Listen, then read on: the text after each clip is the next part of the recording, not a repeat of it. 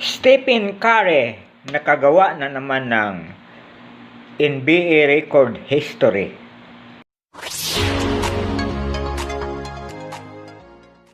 Pero bago yan ay panoorin muna natin kung gaano ba kagaling talaga si Stephen Curry.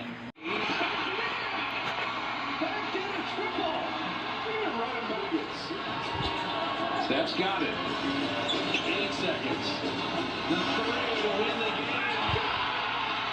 He hits it with 5.5. The Kings are on the timeline.